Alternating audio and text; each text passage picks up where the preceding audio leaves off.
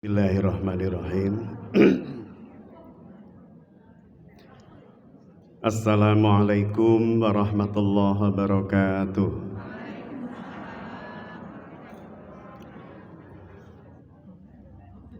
Alhamdulillahilladzi arsala rasulahu bil huda wa dinil haqq liyudhhirahu 'ala dini kulli wa kafa billahi syahida. Asyhadu an la ilaha illallah wa asyhadu anna Muhammadan abduhu wa rasuluhu la nabiyya ba'da.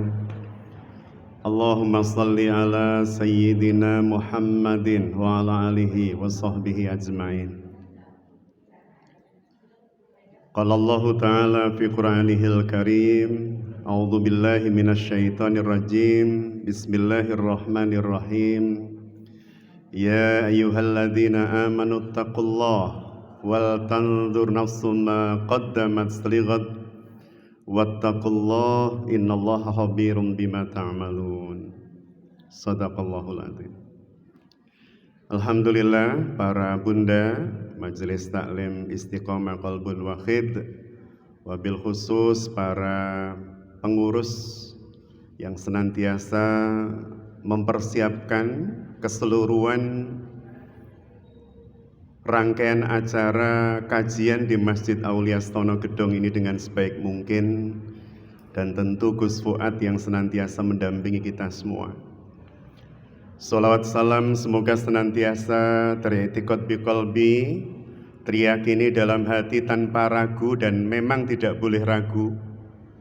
Wa qaulu bil lisan, karena tidak ragu maka lisan lidah kita akan mengucapkan dengan sungguh-sungguh penuh ketakziman dan kecintaan kepada Habibullah wa Khalilullah Rasulullah sallallahu alaihi wa alihi wasallam sebagai hamba yang Allah tetapkan bagi panjenengan kula sami untuk menduplikasi, menjadikan beliau uswah dan qudwah kita dalam keseluruhan langkah kehidupan kita atas apa-apa yang beliau contohkan. Yang dengan itu semoga selalu saya sampaikan, cinta kita bukan cinta yang bertepuk sebelah tangan, cinta yang berbalas, dan sebaik-baik balasan cinta Kanjeng Nabi kelak di yaumul hisab panjenengan kula sami akan mendapat bagian syafaatul uzma beliau atas izin Allah Subhanahu wa taala. Insyaallah. Para bunda yang dirahmati Allah, rasanya masjid ini semakin tidak cukup menampung jamaah Istiqomah Qalbun Wahid. Semakin bulan waktu bertambah, saya lihat jamaahnya semakin bertambah. Minimal dari jumlah sandal yang ada di teras. Dari sandal model terbaru sampai jadul tapi penuh berkah semua itu. Semuanya ada. Dari yang menghadap ke barat dan menghadap timur ada. Menghadap ke barat mungkin dalam rangka agar tidak mendolimi masjid. Menghadap ke timur mungkin dalam rangka agar kiranya memudahkan ketika keluar, kaki kiri dulu dan seterusnya. Karena saya lihat tidak ada yang menghadap utara atau selatan sandalnya. Maka para bunda yang dirahmati Allah, semakin bertambah banyak jamaah, itu menunjukkan ada saudara-saudari kita yang mulai bergabung, sehingga mungkin perlu kami mengingatkan diri kami sendiri, karena sebaik-baik nasihat itu yang pertama nggih kagem kula piyambak, yang dua untuk kita semua berkaitan dengan adab-adab etika kesantunan ketika kita memasuki atau berada di dalam rumah Allah. Kalau saya mengunjungi rumah Gus Fuad, maka tentu yang pertama ngetok pintu, uluk salam. Ngaten nggih? Setelah itu kemudian dipersilahkan beliau duduk. Tidak kemudian duduk dulu baru salam. Saya masuk rumah beliau dulu, kemudian duduk sambil nyicip-nyicip yang ada di atas meja, baru kula nuwun. Itu pasti tamu yang salah itu ya, tamu yang tidak mengikuti adab dan tata krama kesopanan. Maka para bunda yang dirahmati Allah, kita lihat ya beberapa riwayat hadis Rasulullah Sallallahu Alaihi Wasallam yang memberikan arahan atau rambu-rambu berkaitan dengan akhlak dan adab ketika kita memasuki atau berada di dalam masjid. Bahkan ketika kita menuju masjid, panjenengan dari rumah nyengklak motor atau naik mobil mungkin nggak ada yang pakai sepeda bunda ya, mungkin sambil olahraga itu ya, apalagi jalan kaki mungkin malah ada ya, karena dekat ya. Jadi bahkan ketika menuju masjid saja butuh niat yang benar, karena niat ini nantinya akan menentukan keseluruhan apa yang panjenengan dapatkan di dalam masjid ini. Maka kalimat Kanjeng Nabi yang selalu diulang-ulang oleh pakar fikih maupun pakar adab senantiasa mengutip sabda Rasulullah Sallallahu Alaihi Wasallam, innamal a'malu binniyat wa innamal likulli imri'in ma nawa. Sesungguhnya setiap aktivitas itu bergantung pada niatnya. Maka bunda, ketika panjenengan sudah mulai memilih baju yang akan dikenakan untuk kajian di Masjid Aulia Stono Gedong, hati-hati, setan sudah mulai bermain. Dari mulai baju apa yang dipakai sampai masker mana yang dipilih. Sekarang ketambahan godaan setannya, ada tambahan maskernya sekarang. Karena masker sekarang itu ragam bentuknya, ragam kualitasnya, ragam harganya. Sehingga kemudian kalau ada masker mereknya, saya nggak tahu cara bahasa Prancisnya Bu ya, Hermes itu ya. Itu gimana? Pelafatan bahasa Prancis itu kan sangat berbeda dengan vokal yang tulisan yang dimunculkan. Ada masker merek Hermes, konon kabarnya 12 juta. Saya nggak tahu itu makainya gimana itu Bu. Apa kemudian ada kertap-kertip emas atau apa? Atau nafasnya jadi sehat, saya juga nggak tahu. Oksigen yang masuk kemudian jadi sehat itu. Wong saya beli yang 1.500 itu juga enak itu. Jadi bunda yang dirahmati Allah, niatnya, ayo kita tata niat dari mulai berangkat, ketika kemudian kita berada di tengah jalan ya, menaiki motor atau kendaraan kita. Jangan sampai ada di antara kulo panjenengan yang di dalam hatinya setan membisikkan, kok ketemu ibu-ibu yang lain, dalam hati kita, wah gak melok ngaji, aku lo ngaji. Nah, begitu. Ini sudah setan ini Bu. Setan yang naik motor jadinya. Hati-hati kalau kemudian muncul dalam hati kita perasaan seperti itu. Isu-isu kok orang ngaji ndolek duit wae. Ini persis kalimat yang diucapkan oleh salah seorang sahabat ketika mendengar membersami Rasulullah Sallallahu Alaihi Wasallam, dan Rasul mendengar dari sahabat ini yang komen Bu, nggak usah like and subscribe. Komen. Kecuali kalau ke Gus Fuad ini Bu, ini channelnya channel manfaat di dunia hatal akhirah. Pun subscribe nama dereng gitu. Channelnya Gus Fuad Irhammi.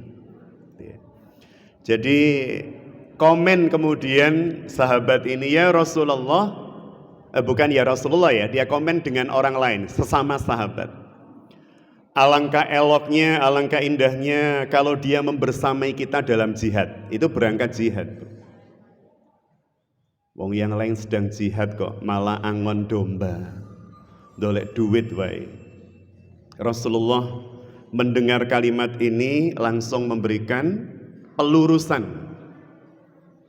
Tahukah kalian, kata Rasulullah, sesungguhnya dia adalah seorang anak yang mengkafalah, menjamin, menghidupi kedua orang tuanya. Dan tidak ada yang menghidupi dan menjaga kedua orang tuanya yang sepuh kecuali dirinya. Maka bekerjanya adalah jihadnya seperti kalian hari ini. Masya Allah. Bekerja itu bagian dari jihad. Kalau proporsional, kalau benar cara melakukannya, apa yang dicari dan seterusnya. Ini kalimat Rasul. Baik, itu yang pertama Bunda, menata niat. Jangan sampai kemudian niat sudah benar di rumah, di jalan dijegal setan niatnya. Jadi niat yang bermasalah. Di masjid dijegal setan niatnya, menjadi niat yang bermasalah. Ada sekian banyak contoh yang mungkin bisa kita contohkan ya, kita bisa sampaikan. Di rumah sudah niat nuntut ilmu, di rumah sudah niat mendapatkan ilmu baru dari guru tahsinnya. Tadi saya dengar para bunda membaca ayat per ayat dengan makhorijul huruf yang mantap dan tajwid yang luar biasa itu ya.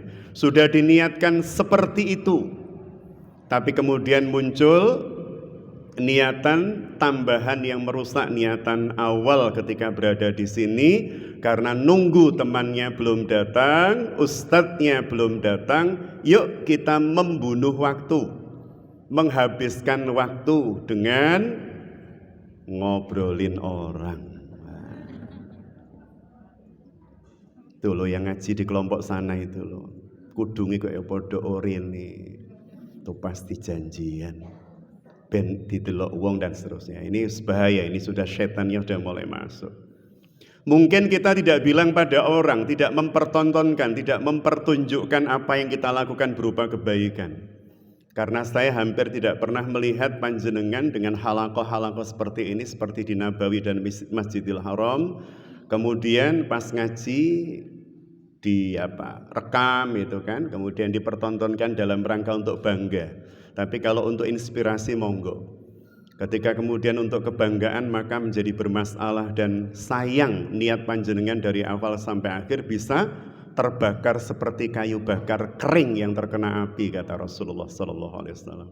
Maka jangan hilangkan kebaikan yang sudah kita lakukan dengan hal-hal seperti itu. Ya, jadi tidak riak, tidak sum'ah, tidak ngetok-ngetok nih, tidak memperdengarkan dan menceritakan pada orang lain, tetapi ujub. Ini yang paling berbahaya. Ujub dalam bahasa Indonesia ajaib, takjub, ajaba, takjub itu berasal dari akar kata yang sama. Ujub itu berarti apa? Merasa diri kita luar biasa, mengagumi diri. Diri saya itu kok wow begitu ya. Wayai wow orang ngaji kok ya aku ngaji, wow banget saya ini. Daripada mewaukan diri, lebih baik meyekan diri. Saya ini kurang ibadahnya. Ya, daripada wow, mending untuk diri sendiri ya.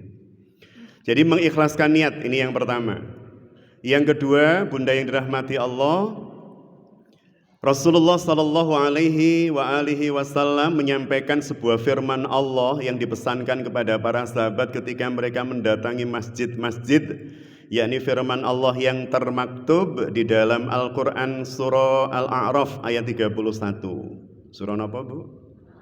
Alhamdulillah, berarti tidak ngantuk panjenengan. Sebagaimana perintah Allah Ta'ala di dalam firman-Nya, A'udzubillahi minasyaitonirrajim, ya bani Adam. Panjenengan kinten-kinten bani Adam napa mboten? Bani Adam. Berarti termasuk dalam seruan ini atau enggak?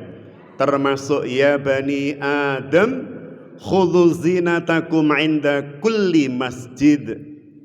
Kenakan baju-baju, pakaian-pakaian yang indah ketika memasuki masjid.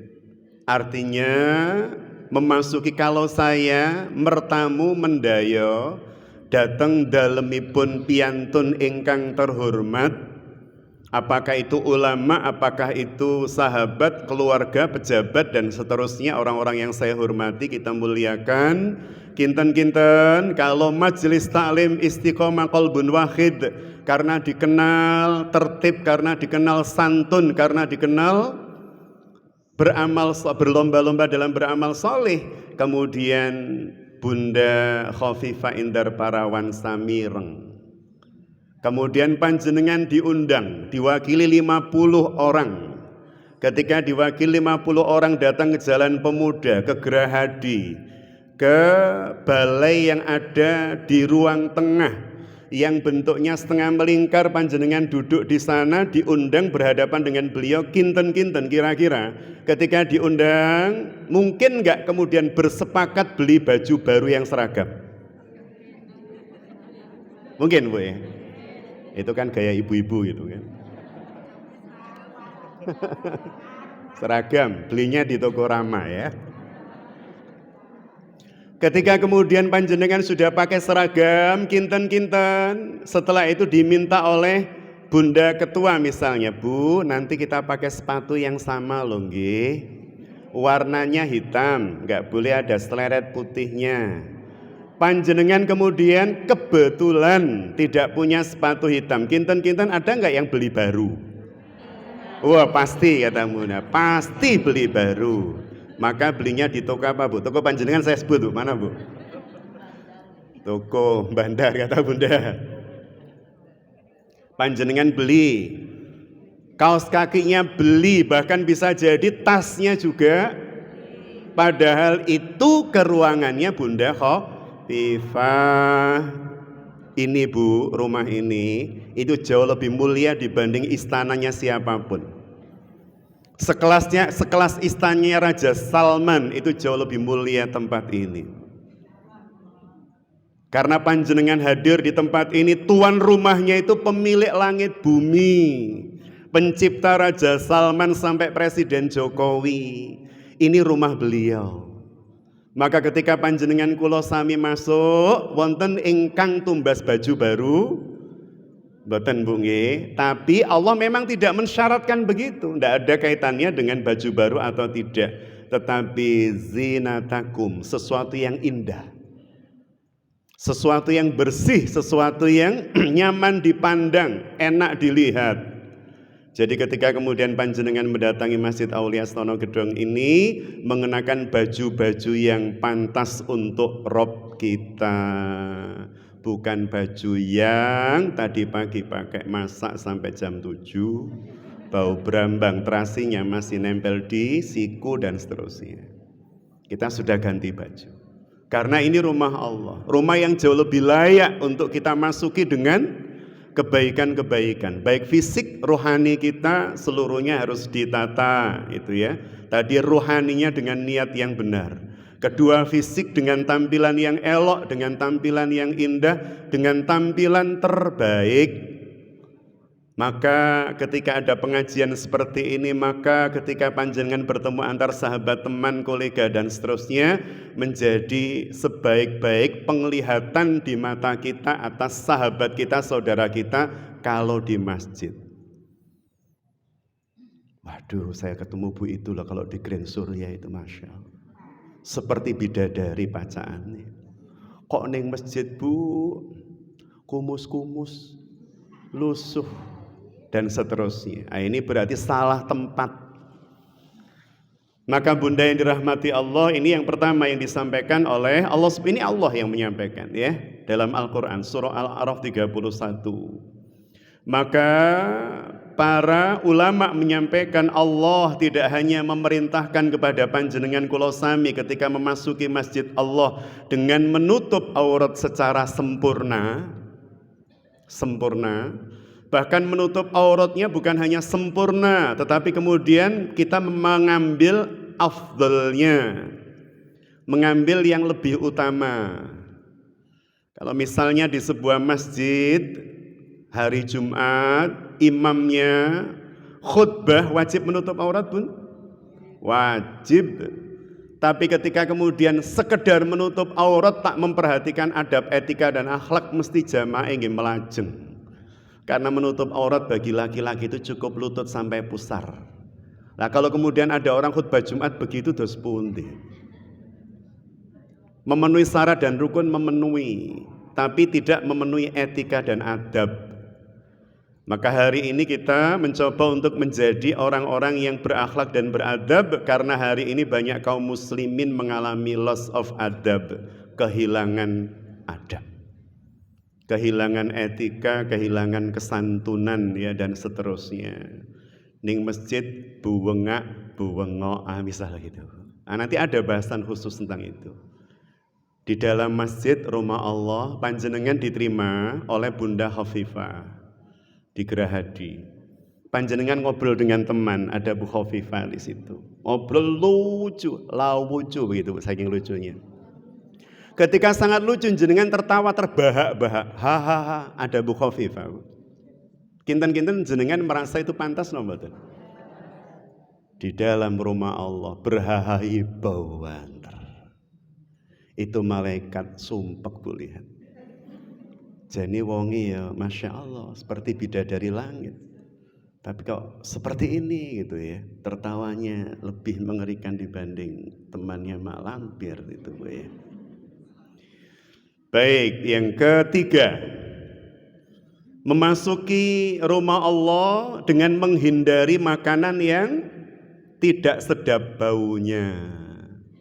Yang kalau panjenengan tadi sedang tahsinul Quran, kok kemudian baru membaca a'udzubillahi minasyaitonir rajim, ustadzahnya langsung klepek. Karena kita baru makan jengkol 2 piring misal. Jadi menghindari makanan yang tidak sedap baunya. Rasulullah itu Masya Allah Bunda, saya itu kadang sampai ya Rasul panjenengan tuh sampai hal yang kecil detail itu perhatikan untuk menyenangkan orang. Beliau baru pulang dari pertempuran, bilang kepada Ali bin Abi Thalib untuk membeli sebuah sumur ya sebelum berangkat pertempuran. Ketika kemudian pulang, beliau mampir dulu ke sumur milik Ali. Bi'r itu sumur. Bi'r Ali itu sumur milik Ali. Sebelum memasuki pintu gerbang Madinah, yang beliau lakukan bersih diri dulu. Yang beliau lakukan meminta salah seorang sahabat ngabari para istri dulu di Madinah. Kabarkan kepada para istri bahwa suami mereka beberapa saat lagi akan kondur. Berhenti dulu di Bi'r Ali.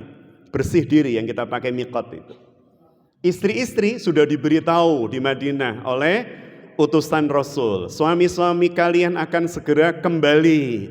Maka para istri langsung mempersiapkan diri, baju diganti, bersiwak segar mungkin. Para suami oleh Rasul diperintahkan bersih diri di Bi'r Ali.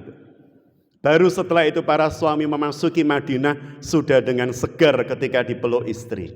Istri dipeluk suami juga dalam keadaan segar dan wangi, Masya Allah. Maka yang seperti ini menjadikan rumah itu baiti jannati. Rumah itu seperti surga. Karena saling tahu hak dan kewajibannya.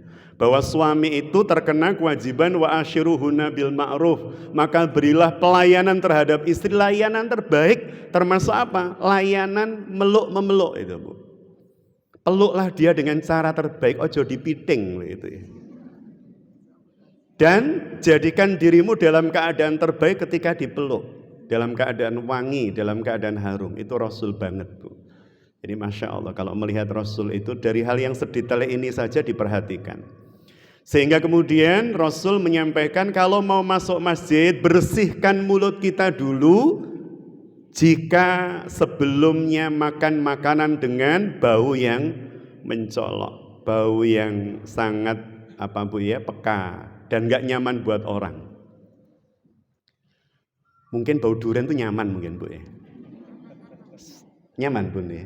Kok kemudian mau sholat amdulen gitu Bu ya.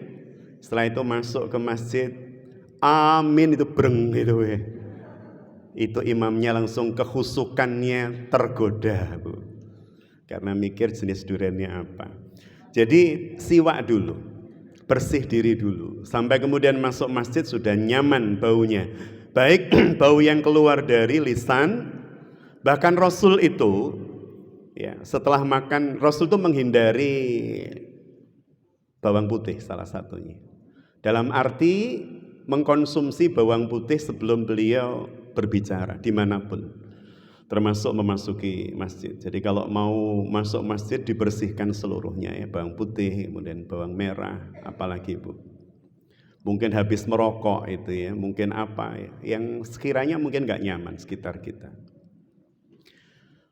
Jengkol pete itu Bu ya. Pete itu bapaknya Basuki Bu almarhum. Bagi yang angkatan lama pasti perso ya. Baik, Bunda yang dirahmati Allah, dari Jabir bin Abdillah radhiyallahu anhu, sahabat Ansor ini, Jabir ini dari Madinah ya. Rasulullah sallallahu alaihi wasallam bersabda, ya, man sapa wae, ya, siapa saja, barang siapa yang memakan dari tanaman ini, kata Rasulullah sallallahu alaihi wasallam, sejenis bawang dan seterusnya, maka janganlah dia mendekati masjid hingga dia membersihkannya. Masya Allah. Dalam hadis yang lain, barang siapa yang makan, ya, man akala thauman, thauman itu bawang merah, au basola atau bawang putih. Bawang merah atau bawang putih. Dulu ada film judulnya gitu, Bu, ya. Itu kalau di bahasa Jawa kan judulnya bawang brambang, Bu, ya. Barang siapa yang makan bawang putih kemudian bawang merah, ya, falyatazillana, maka hendaklah dia menjauhi kita, menjauhi kami, kata Rasul. Jangan ada di dalam majelis kami. Auqal falyatazilu masjidana, atau jangan mendekati masjid-masjid kami.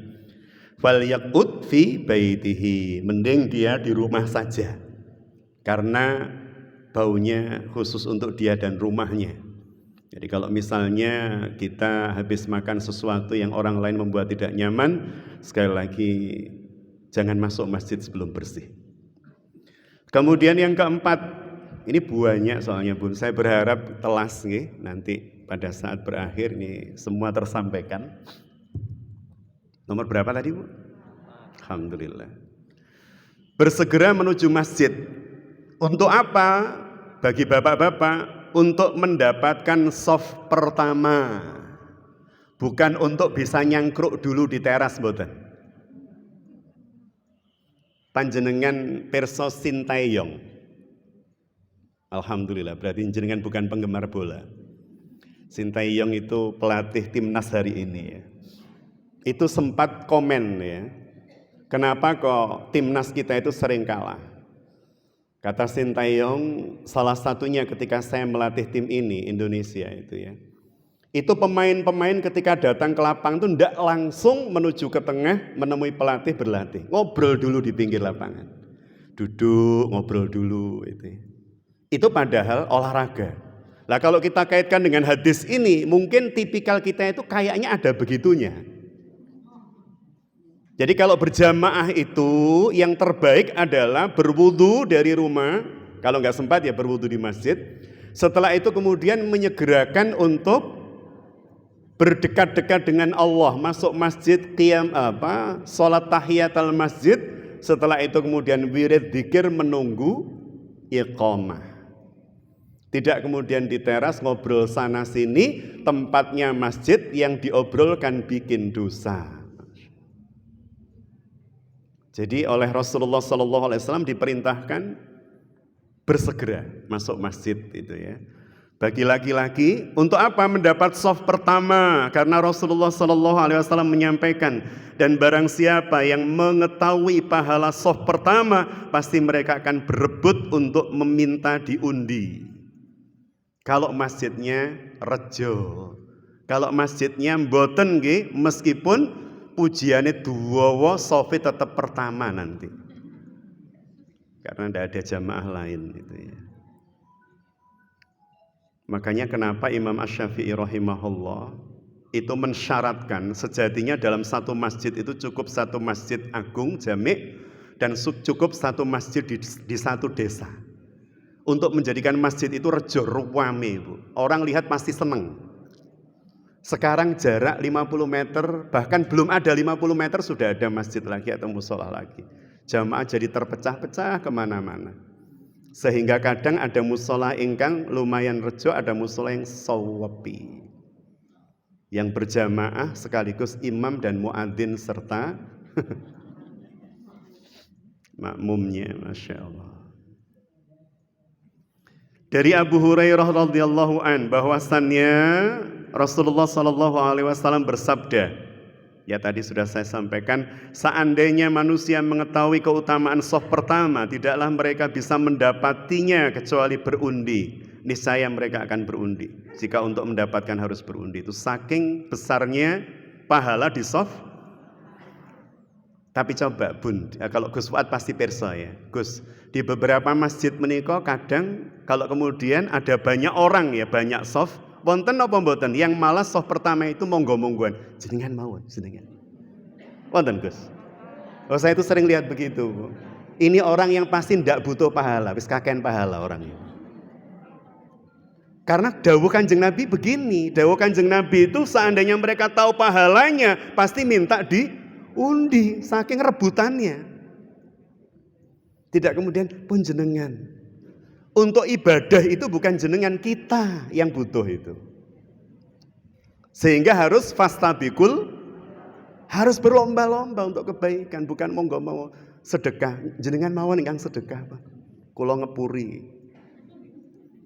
Jadi bunda yang dirahmati Allah, ini yang disampaikan oleh Rasulullah Sallallahu Alaihi Wasallam ya, bahwa soft pertama itu masya Allah nilainya teramat sangat besar ya, kedudukannya teramat sangat mulia di sisi Allah.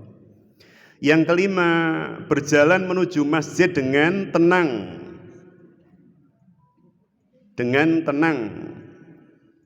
ya, tidak kemudian gerusa-gerusu, tidak kemudian gupah-gupuh itu ya. Apalagi rombongan berhahi di tengah jalan. Rame-rame di tengah jalan menuju masjid berhahi. Dan kemudian orang-orang melihat, kok ya ora pantas, pakai kopiah wis ganteng, sarung baju sudah bersih. Tertawa dengan tidak santun di jalanan menuju masjid pada saat orang lain mungkin sedang khusyuk baca Quran di rumah atau apa. Jadi berjalan dengan tenang, berjalan dengan santun. Rasulullah Shallallahu Alaihi Wasallam menyampaikan dalam sebuah hadis yang diriwayatkan oleh Imam Al-Bukhari dan Muslim dalam kitab Sahihain. Rasulullah mengingatkan ya, ketika ada rombongan yang bergerak menuju masjid dengan gaduh, yang ngobrol apa misalnya, tayangan lucu yang barusan dilihat itu kan.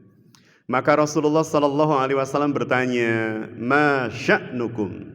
Apa yang terjadi pada kalian? Qalu, mereka menjawab, istajalna ila shalah, itu ya, gerutu-gerutu karena kami tergesa-gesa menuju sholat.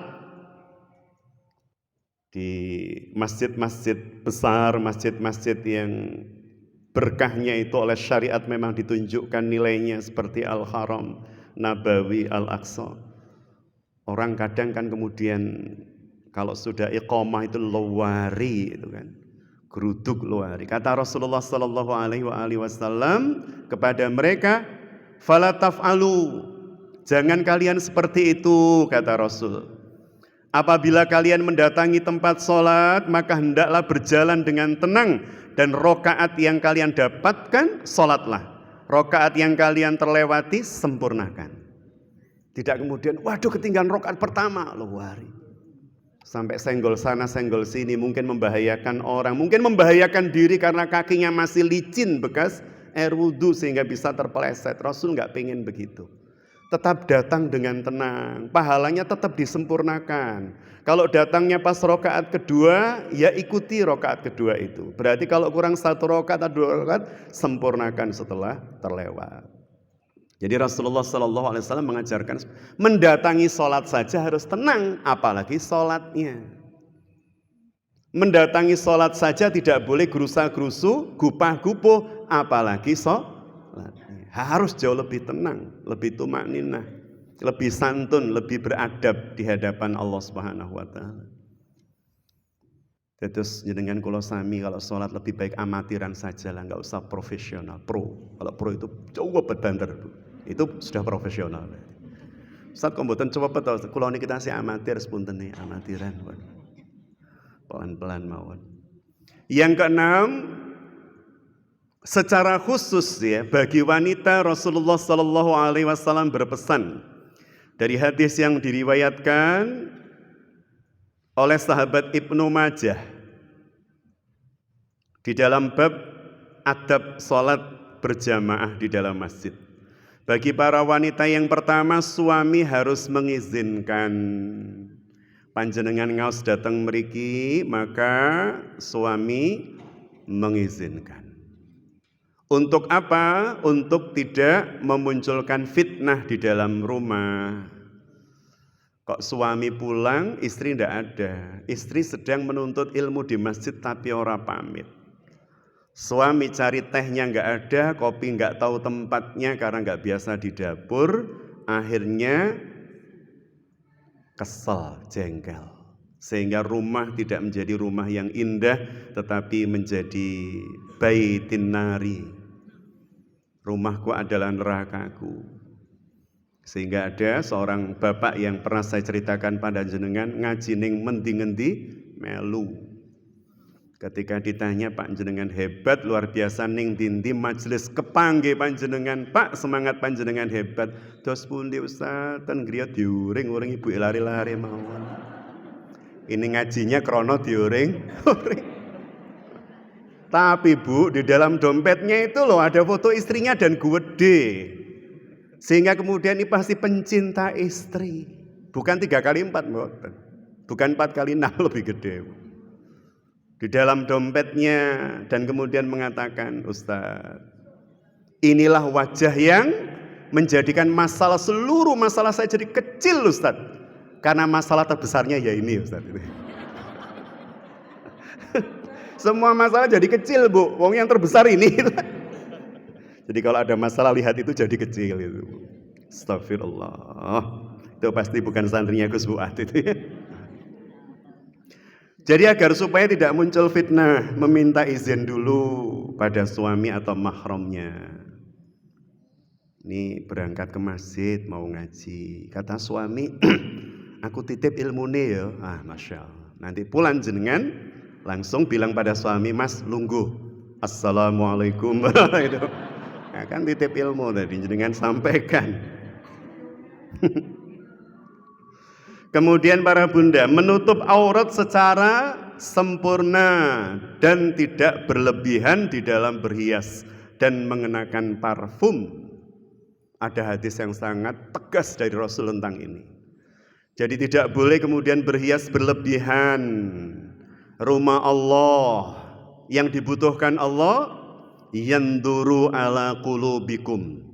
Allah itu melihat apa-apa yang ada di dalam hati kalian. Bukan apa yang menjadi tampilan, dalam tanda petik tampilan yang pantas dan layak untuk Allah, dan tidak berlebihan hanya karena ingin mendapatkan like, subscribe, and comment dari manusia. Jadi hari ini Tuhan itu bergeser. Yang diharapkan ridhonya itu kadang itu tadi. Sehingga sangat berbahaya buat saya maupun panjenengan. Maka meskipun yang like sedikit, kalau yang kita sampaikan itu hak, jangan khawatir Bu. Itu jauh lebih besar bobotnya di hadapan Allah dibanding yang sekedar menginginkan like semata. Jadi meminta izin kepada suami atau mahram gitu ya, kemudian menutup aurat secara sempurna dengan hiasan dan parfum yang tidak mencolok. Kerudung hijau kuning, bajunya putih biru merah, bawahannya Masya Allah, pasti itu akan ikut karnaval Bu. Hari ini kalau kita melihat live ya di handphone panjenengan ya, di Makkah, orang-orang yang tawaf itu kan tawaf sunnah tidak diperkenankan, sehingga semuanya pasti pakai ihram, tidak ada yang pakai baju bebas. Para wanita mengenakan baju menutup aurat sempurna dengan warna-warna yang tidak mencolok. Meskipun adat itu atau kultur itu nggak bisa disalahkan kadang, karena kalau kita melihat jamaah Afrika itu ya memang warna-warni, gitu ya, dari Botswana, dari Ghana ya, dan seterusnya memang ya seperti itu desainnya. Tapi kalau Indonesia itu kan dikenal kalem Bu ya, Insya Allah. Jadi seperti itu gambarannya, tidak menggunakan wangi-wangian yang sangat mencolok. Kok sampai 10 meter langsung tahu ini Bu ini. Wah ini Bu ini. Udah lewat itu kita, wah masa tadi Bu ini lewat sini. Loh kok pirsa ini baunya masih ketinggalan. Karena itu terjadi Bu, pada seorang laki-laki yang kita kenal sangat alim.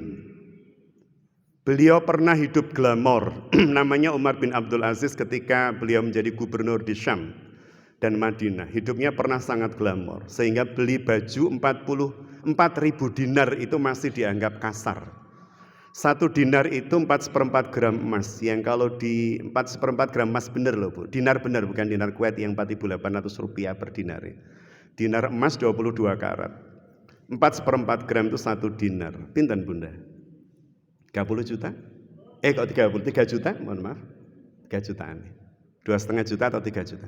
3 juta kali 4.000 berapa Bu? 12 M bajunya Bu.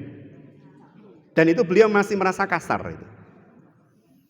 Kita mungkin bingung baca hadis itu Bu. Masa ada baju 12 M? Ada Bu. Jenengan coba googling Bu ya, dasi. Jadi ceritanya begini, bajunya Umar bin Abdul Aziz itu kainnya itu kan, setelah kemudian dia dapat kain, setelah itu dia pesan untuk dibuat bajunya itu dengan dicelup minyak za'faron. Dari saffron itu loh Bu. Za'faron itu. Perso saffron Bu. Saffron itu kan hitungannya per putik bunga itu Bu ya. Benang sari itu ya. Per itu. Nah kalau kemudian untuk mencelup baju agar supaya muncul warna orange za'faron yang mengkilap itu butuh berapa kilo Bu? Berapa kilo? Padahal za'faron yang segini itu cepuk itu kan 350.000. Nah itu kalau berapa kilo itu berapa puluh atau ratus juta itu. Karena untuk mendapat za'faron yang seperti itu kan butuh berapa hektar. Karena yang diambil cuma itunya saja za'faron itu kan. Ya itu untuk 1 baju. Makanya harganya 4.000 dinar. Sehingga ketika beliau lewat itu sudah jauh gitu baunya masih ada. Umar bin Abdul Aziz pasti baru lewat sini. Bau za'faronnya masih. Dasi, kalau baju kita googling udah nggak ada sekarang orang jual baju. Di Dubai itu saya googling coba ada dasi. Harganya 360 juta. Dasi. Dari za'faron itu harumnya dan warnanya itu warna kunyit gitu kan. Insyaallah. Tapi ketika Umar bin Abdul Aziz jadi khalifah, presiden, pemimpin negara, beliau beli baju 4 dinar itu sudah dianggap terlalu halus. 4 dinar, 40 dirham, mohon maaf. 1 dirham itu 70 sampai 80 ribu, itu 40 dirham. 320 ribu gitu atau 560 ribu. Bagi beliau itu sudah terlalu halus. Carikan aku yang lebih kasar. Artinya ketika beliau jadi khalifah itu mikirnya tanggung jawab kepada Allah. Ini berat tanggung jawab kepada Allah jadi pimpinan. Jadi itu pernah ya terjadi pada orang. Parfum yang kemudian ketika orangnya tidak ada, parfumnya masih tertinggal itu. Umar bin Abdul Aziz. Abu Musa radhiyallahu an meriwayatkan bahwa Nabi bersabda, ini yang tadi saya sampaikan pada panjenengan Bun, hati-hati para muslimah, hati-hati. Hari ini fitnah itu banyak muncul dari para muslimah tapi akibat para laki-laki, sehingga imbang Bu ya kesalahan itu. Jadi dalam hadis yang diriwayatkan oleh Imam Al-Bukhari di dalam kitab Al-Adabul Mufrad, Rasulullah sallallahu alaihi wasallam mengkritisi para wanita yang mendatangi masjid dalam keadaan mengenakan parfum secara berlebihan. Kalimat Rasul begini, kullu ainin zaniyah, setiap mata itu ada zinahnya.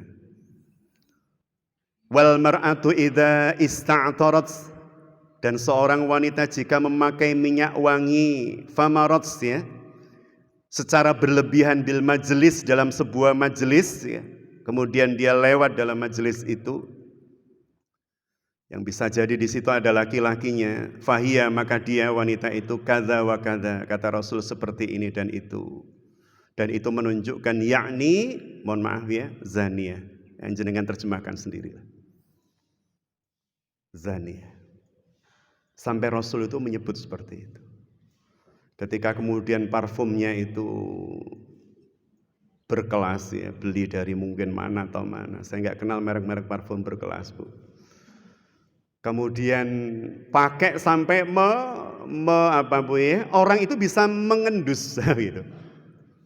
Udah lewat set itu orang jadi langsung lihat gini. Para bapak-bapak itu ya dilewati saja ada seorang ibu. Weng. Kemudian kita semua menoleh. Hati-hati, ini oleh Rasul disebut zania. Mirip dengan zania. Menarik dalam tanda petik ya, mangsa-mangsa syahwat dengan parfumnya. Na'udzubillah summa na'udzubillah. Pasti dosanya juga luar biasa. Maka bagi para wanita, perhiasan dan parfum itu yang kalem dan tidak mencolok. Ini yang disyariatkan. Dan panjenengan berpahala kalau menggunakan itu. Karena mengikuti syariat Allah, seruan Kanjeng Nabi. Tapi kalau kemudian kita memakai yang sebaliknya, berarti kita seakan-akan lebih pintar dari Allah dan Kanjeng Nabi. Karena banyak fitnah yang muncul dari hal yang seperti itu.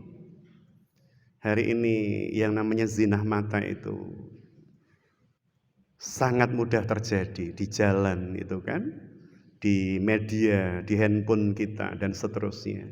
Maka dua-duanya harus menjaga diri. Para laki-laki menjaga pandangan, para wanita menjaga dirinya.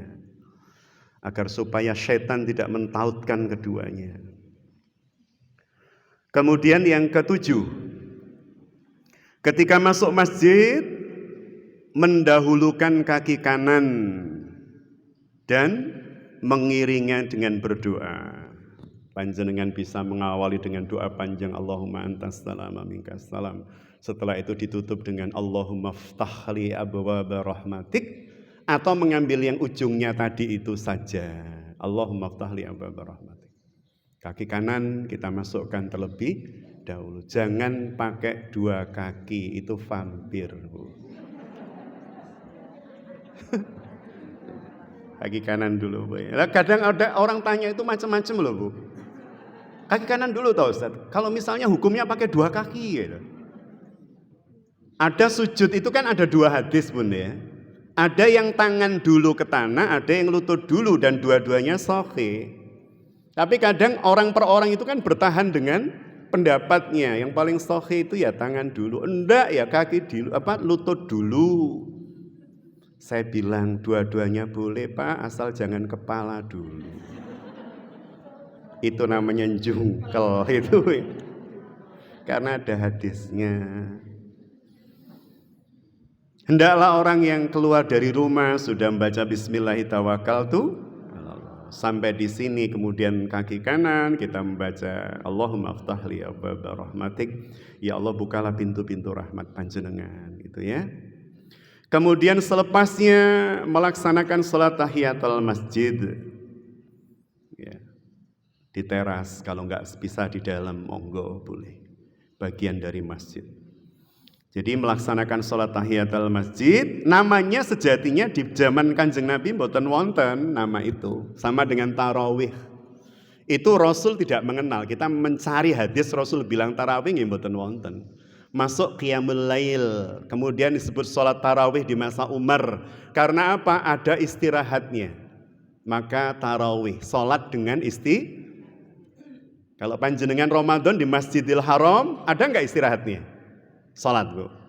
Ada, lama gitu kan istirahatnya.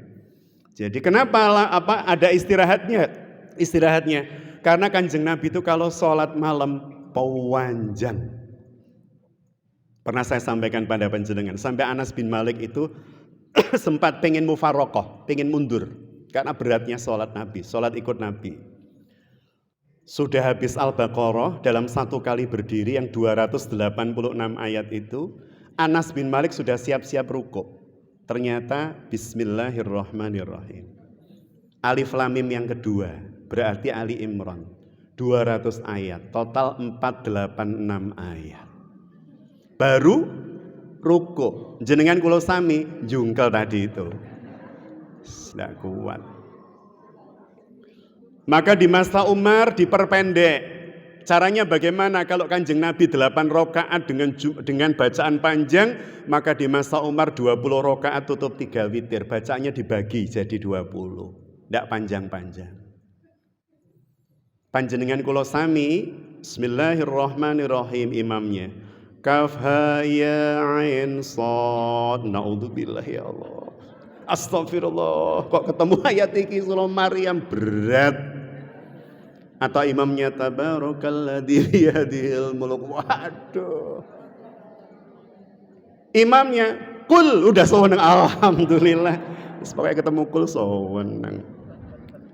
Oh alah ya. Kualitas kita itu masih begitu. Makanya generasi terbaik itu kata Rasulullah khairul qurun qarni. Sebaik-baik kurun atau generasi itu generasiku kata Rasulullah. Maka ketika masuk masjid kata Rasulullah sallallahu alaihi wasallam maka hendaklah hendaklah dia rukuk, maksudnya rukuk itu salat ya. Rakaatain ya 2 rakaat. Qabla ayyadkhil ya, sebelum dia duduk. Sebelum duduk salat dulu. Itu perintahnya, itu syariatnya, itu sunnahnya. Jadi sebelum panjenengan lenggah, maka awali dengan 2 rakaat ringan dulu. Saya bilang ringan biar jenengan senang itu ya. 2 rakaat dulu. Setelah itu baru kemudian lenggah. Itu sebaik-baik orang yang masuk masjid. Salat tahiyatul masjid menika ibarat napa, Bu? Kalau orang bertamu, kula nuwun, uluk salam, ketok-ketok pintu. Tadi saya sampaikan kalau saya mengunjungi Gus Fuad, lungguh dhisik baru salam. Duduk kemudian kula nuwun. Padahal sudah di ruang tamu. Itu tamu ndak sopan. Maka Allah mensyariatkan meskipun sunnah hukumnya salat sunnah 2 rakaat sebelum duduk. Kalau panjenengan masuk masjid Masjidil Haram, sunnahnya apa, Bu? Tawaf. Leres. Tawaf itu pengganti salat tahiyatul masjid. Tawaf dulu, tawaf sunnah dulu. Menawi kiat, nggih, karena kadang karena sepuhnya ngambil tawafnya tawaf wajib saja. Baik, ini yang disampaikan Rasul. Berikutnya nomor 10. Yo, 8 sudah, Bun. 8 salat tahiyatul masjid, Bun. Oh, 9 nggih. Mengagungkan masjid. Bentuk pengagungan terhadap masjid, memperlakukan masjid sebagai Baitullah, rumah Allah. Tadi saya sampaikan panjenengan kula sami kalau menuju atau memasuki rumah orang yang kita hormati, kita ta'zimi, maka pasti kita akan bersikap santun. Kita mertamu datang siapa misalnya ya, orang-orang alim gitulah. Maka kemudian kita pasti akan duduk nyaman, tenang, membawa diri dengan santun, mengucapkan sesuatu dengan santun dan seterusnya. Hendaknya juga ia tidak duduk kecuali sudah dalam keadaan berwudu untuk mengagungkan rumah Allah dan syariat-syariat Allah Subhanahu wa taala. Demikianlah yang dilakukan oleh Rasulullah dan para sahabat. Yang ke-10 menunggu ditegakkannya sholat dengan berdoa dan berzikir, bukan ngobrol kecuali untuk hal yang penting boleh. Kalau kemudian duduk sambil menunggu waktu qomat yang dibicarakan sinten Bu? Andini nggih. Atau drakor atau apa kalau bapak-bapak bola misalnya.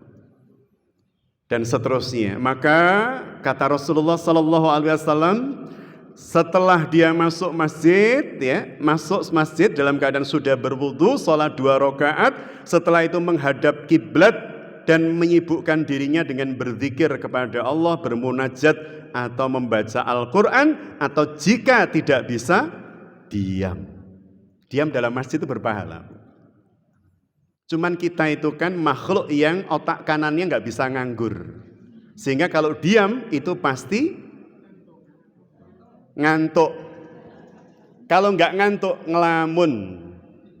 Kalau ngelamunnya baik, alhamdulillah. Tapi kalau ngelamunnya enggak itu yang berbahaya.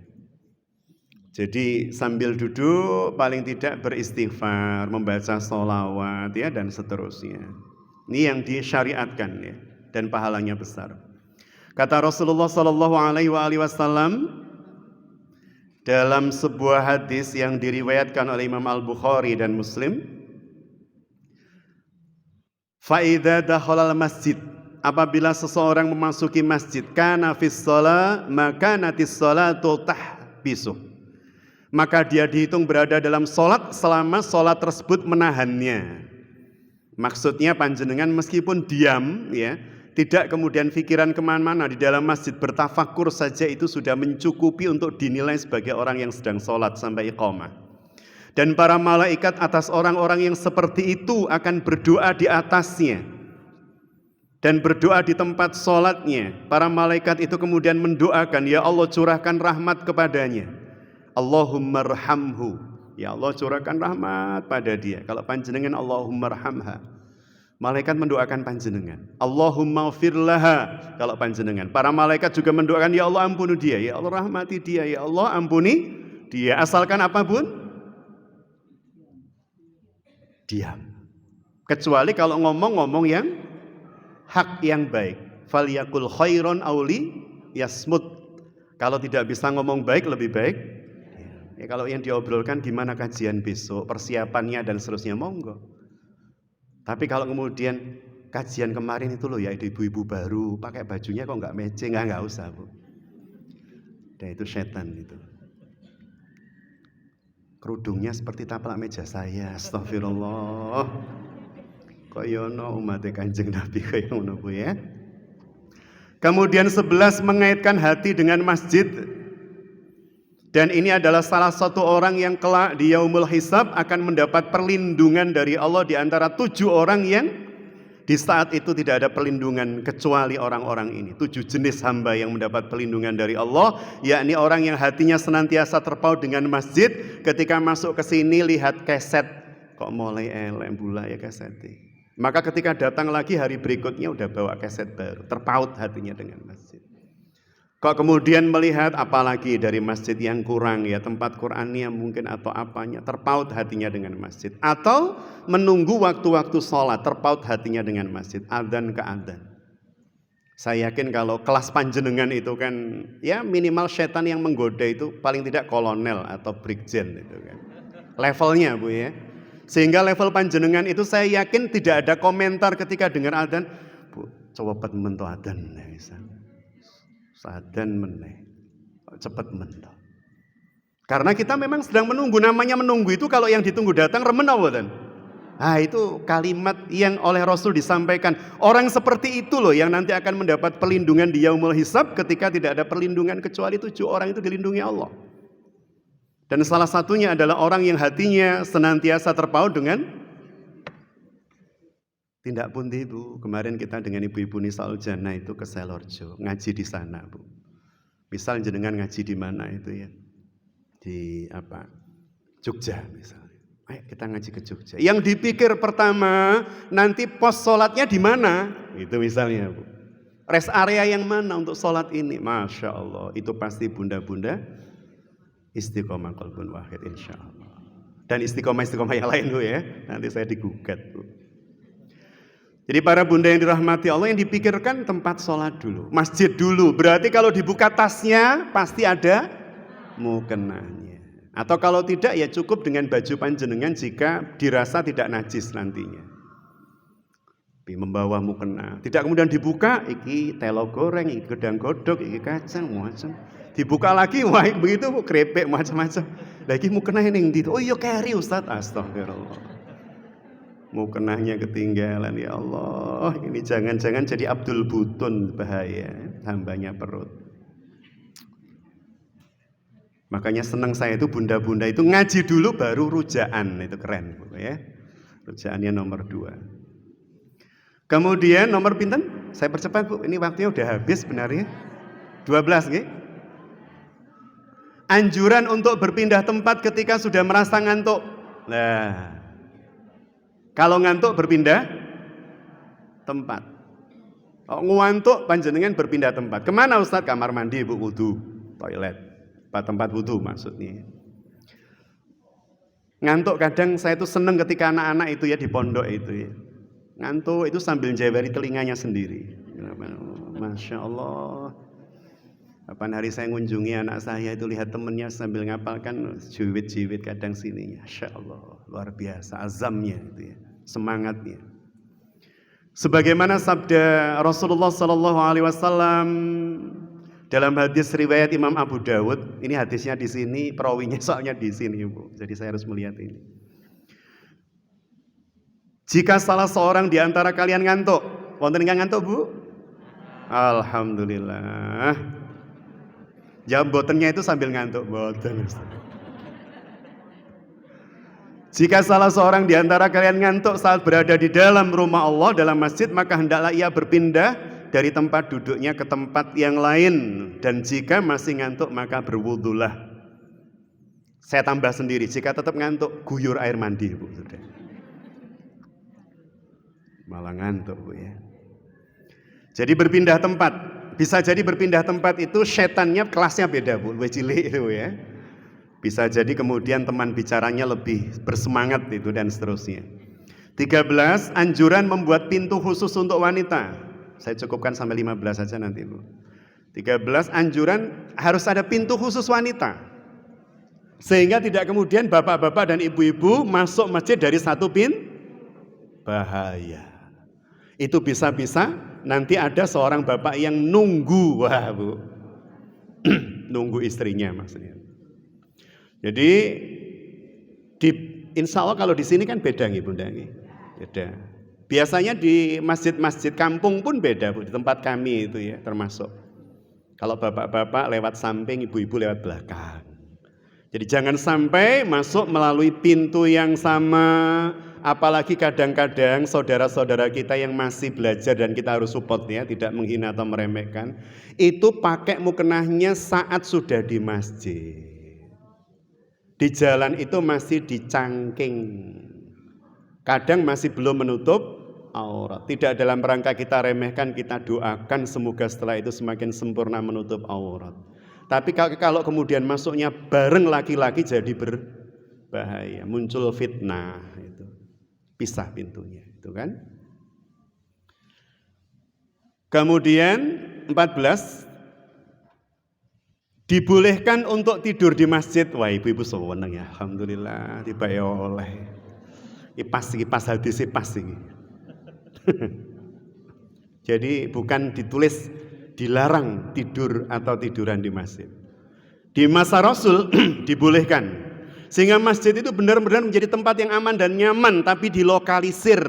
Kalau di masjid itu tidurnya ada tempatnya. Kalau mau istirahat di sini, itu misalnya. Bagian dari masjid itu ya. Sehingga jenengan kalau tidur-tiduran di Masjidil Haram napa diuring-uring, Ustaz? Mboten ya. Baca Quran sambil tiduran nggih mboten napa-napa. Tidak kemudian diusir-usir, dilarang-larang nggih mboten. Dibolehkan. Asal tidak mengukir peta di atas sajadah saat tidur. Wah, itu bahaya. Dibolehkan tidur dalam masjid bagi orang yang memang membutuhkannya, kelihatan lelah, capek ya, orang yang safar dan seterusnya.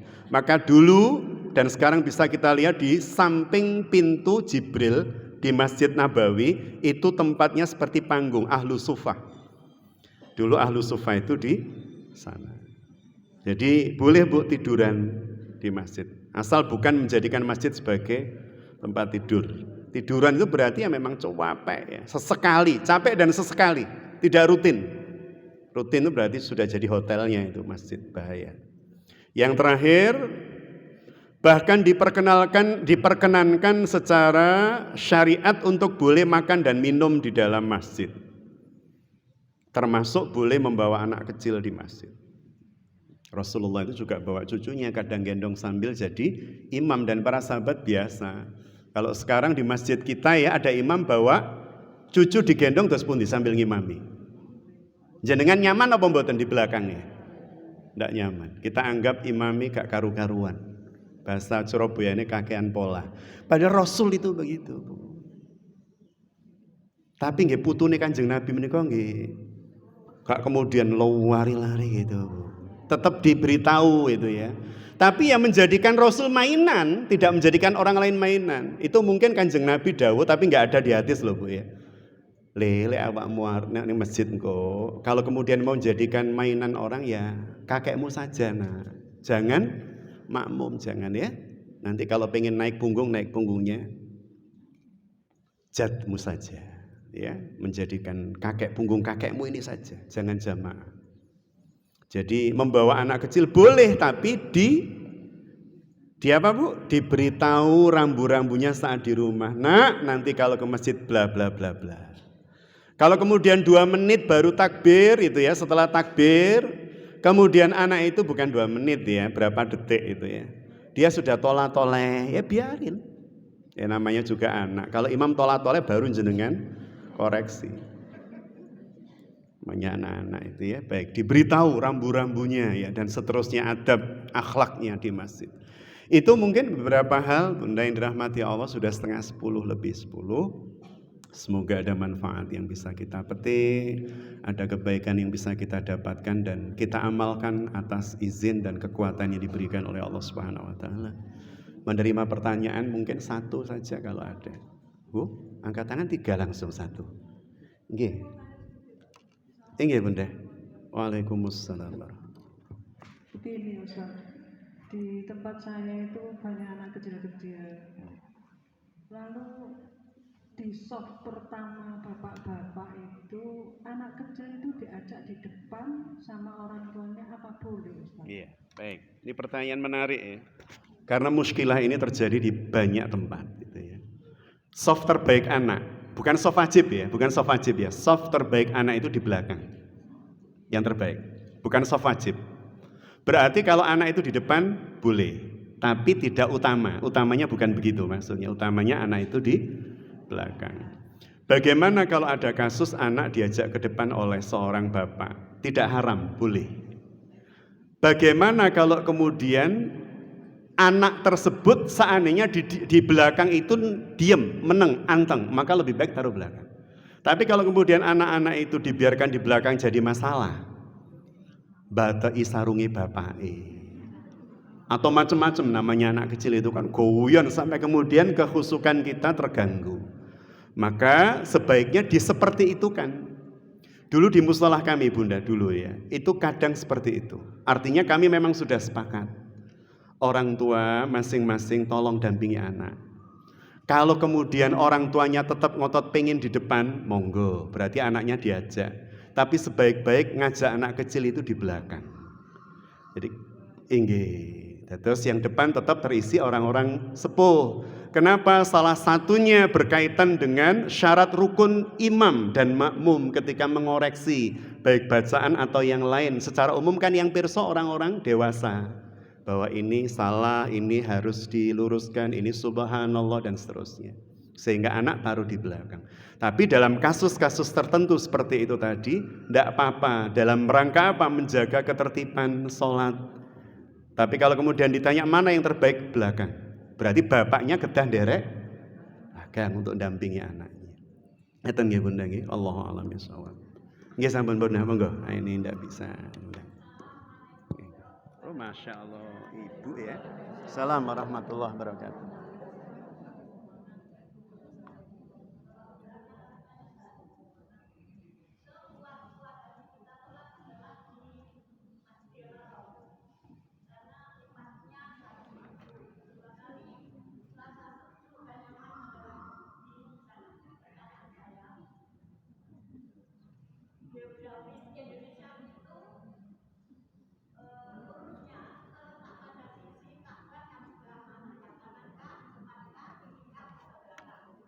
Sebelah timur Bunda.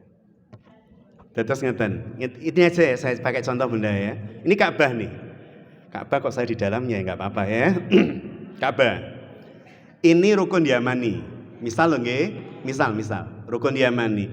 Kalau ini rukun Yamani berarti ini rukun Hajar Aswad. Rukun itu sudut.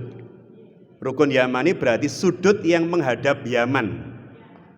Ini rukun Hajar Aswad, berarti di sudut ini ada Hajar Aswad, berarti ini pintu Ka'bah. Di sini nggih, clear nggih. Kemudian ini ada rukun Iraqi. Sini. Rukun Iraqi itu sudut yang menghadap Irak. Kemudian ini rukun Syami. Rukun Syam itu sudut yang menghadap Syam. Syam itu Yordan, Palestina, kemudian Lebanon, Suriah. Itu Syam namanya, Syria atau Suriah. Jadi empat negara itu dulu disebut Syam. Ini rukun Syami. Maka Indonesia itu posisinya di mana? Kalau ini Yordan, Lebanon dan seterusnya, ini Yaman, kemudian di sini Irak, disinilah Indonesia. Maka Indonesia itu lurus Hajar Aswad. Allahu Akbar. Allah yang menaruh kita istimewa.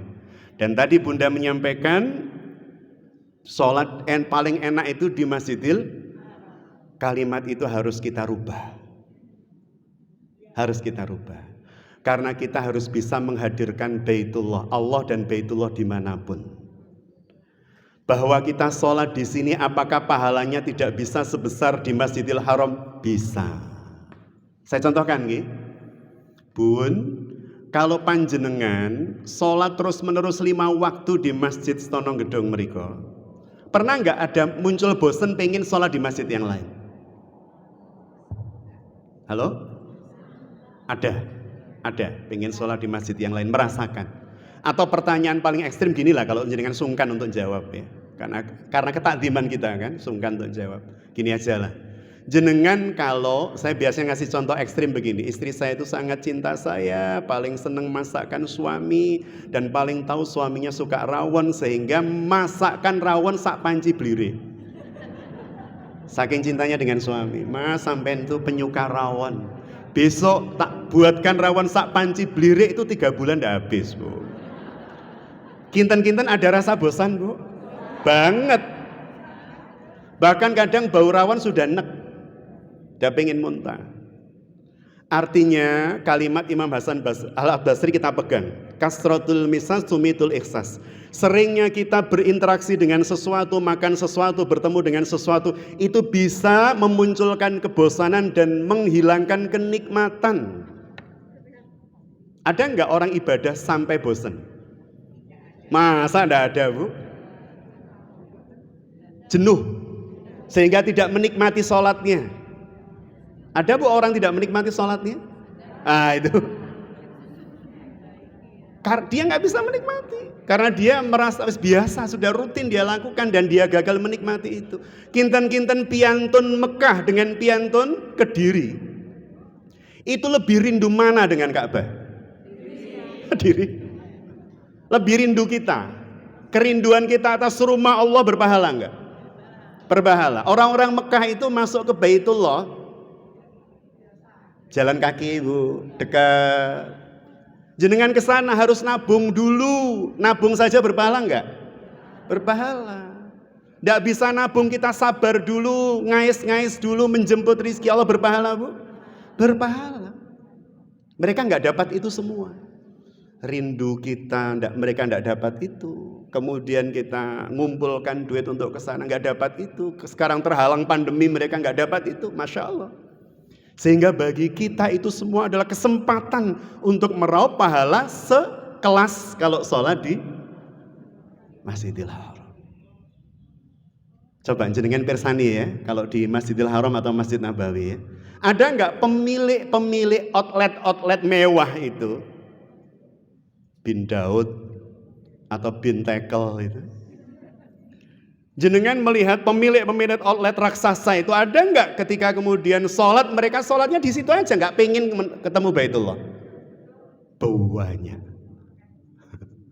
Sholatnya udah di tokonya aja itu, nggak harus kemudian pengen dekat dengan Baitullah atau di tempat tawaf dan seterusnya. Ya mereka tiap hari ketemu, maka sering kali ketemu itu kadang nikmat terkurangi, sehingga mereka butuh energi besar untuk kangen Ka'bah itu, untuk bisa rindu Baitullah, untuk menikmati sholat di depan Baitullah. Panjenengan kadang sholat ya, depan kita itu ada ornamen Baitullah, rasanya sudah, ya Allah, bisa nangis, Bu ya. Mereka tidak semuanya, tapi ada, dan mungkin lumayan itu ya, yang ketika sholat tidak menikmati itu. Kelihatannya sudah harus berakhir, Bu ya. Ini sudah saya ditelepon. Masih. Oh Masya Allah. Angsal, Ibu. Baitullah. Angsal. Memvisualisasikan atau menghadirkan visual itu dengan penciuman kita, minyaknya kita taruh di depan, sajadahnya, desainnya. Ngaten nggih Bunda nggih? Allah alam bisawab. Tapi yang terpenting begini, jangan sampai jadi hambanya Ka'bah loh ya. Tuhannya Ka'bah yang terpenting. Ketemu Allahnya bukan Ka'bah. Itu yang terpenting. Jangan sampai Ka'bahnya ketemu, Allahnya enggak ketemu. Itu malah syirik nanti. Itu mungkin Bunda, mohon maaf ini saya sudah ditelepon untuk pindah tempat. Demikian. Oh, doa khatmil Quran nggih. Sareng-sareng nggih. Bismillahirrahmanirrahim.